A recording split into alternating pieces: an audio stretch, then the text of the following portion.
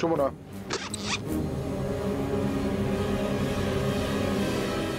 এইসব কি করছো তুমি? সুমনা, কি করতে চাইছো? জামা কাপড় কেন গোছাচ্ছ তুমি? যেটা আমার অনেক আগেই করা উচিত ছিল। মৌ আর এবার থাকবে না, ও এখান থেকে চলে যাবে। এসব কি কথা বলছো তুমি সুমনা? পাগল হয়ে গেলে নাকি? ঠিকই বলছি, সংসারে থাকার মতো মানসিকতা মৌয়ের নেই। সংসারে থাকতে গেলে না অনেক কিছু মানিয়ে গুছিয়ে নিয়ে চলতে হয় সোমনাথ। মৌ যে সেটা কোনোদিনই করবে না আমি খুব ভালো করে জানি। তাই ও যদি ওর মতো চলতে চায় এ বাড়ি থেকে চলে যাক। আর আমি এটাও জানি যে মৌ এ বাড়ি থেকে চলে গেলে এই সংসারে আবার শান্তি ফিরে আসবে। সুমনা, সুমনা প্লিজ প্লিজ ঠান্ডা মাথায় ভাবো। তুমি কিন্তু মাথা গরম করে ভুল ডিসিশন নিচ্ছ। এইভাবে দূরে ঠেলে দিলে কারোরই ভুল রেকটিফাই করা যায় না। ও ফিরে এলে আমরা দুজনে মিলে ওকে বোঝাবো, সব ঠিক হয়ে যাবে, তুমি চিন্তা করো না। আমি ওকে অনেক বুঝিয়েছি সোমনাথ, কিন্তু ও বোঝবার নয়। তাই ওর অন্যায়কে আমি আর বরদাস্ত করতে পারবো না।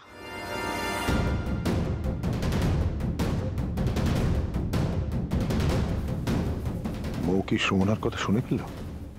তাহলে এবার যদি মৌ রিয়াক্ট করে? ও তুই ভাইয়ের কথার মাইন্ড করিস না, রেগে গেছে তাই বলছে। না বাবা, মা তো ঠিকই বলছে। সত্যি আমি অন্যায় করে ফেলেছি। আমি বুঝতে পারিনি যে কেন আমার মাথাটা তখন গরম হয়ে গেল। সরি বাবা, সরি মা, আমি সত্যি ভুল করে ফেলেছি। ক্ষমা আমাদের কাছে চাইতে হবে না। ক্ষমা যদি চাইতেই হয় বনের কাছে ক্ষমা চা। অনেক ভাগ্য করলে না বনের মতো দিদি পাওয়া যায়, যে দিদি সারাক্ষণ তোর ভালোর জন্য চিন্তা করছে আর তুই তাকে কষ্টের পর কষ্ট দিয়ে যাচ্ছিস। আজ তুই বনিকে অপমান করলি তো। তুই জানিস তোকে যখন খুঁজে পাওয়া যাচ্ছিল না বনি তখন ওই রকম খারাপ শরীর নিয়ে তোকে খুঁজতে বেরোচ্ছিল। আমরা ওকে আটকেছি। তাই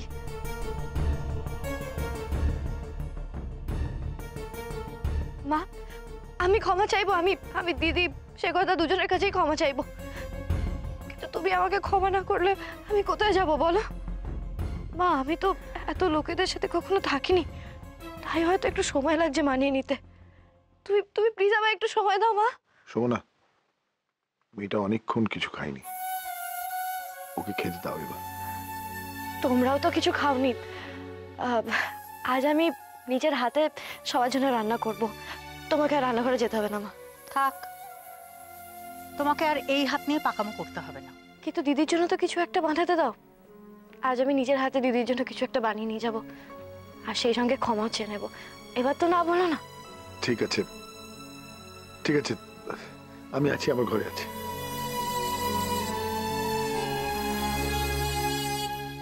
ঠিক আছে, কিন্তু আগুনের কাছে সাবধানে যাবি, বুঝলি? দাঁড়া, আমি বনিকে গিয়ে খবরটা দিয়ে আসি। ও তোর জন্য খুব চিন্তা করছে রে।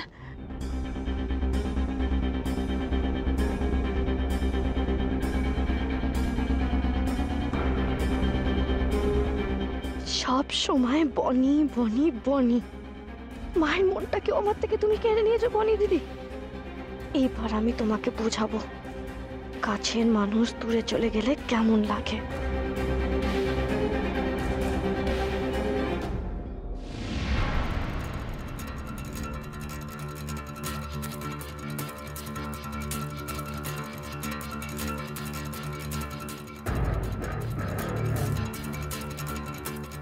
জন্মের শোধ খাওয়াবো তোমাদের বনি দিদি। আজ নিজের হাতে তোমার আর শেখরদের জন্য আমি খাবার নিয়ে যাব। আমার সাথে গেম খেলছো না তুমি? কেউ না বুঝুক তোমার ভালো মানুষের পেছনে কতটা স্বার্থ লুকিয়ে আছে আমি খুব বুঝে গেছি। এবার আমি আমার স্বার্থটা বুঝে নেব।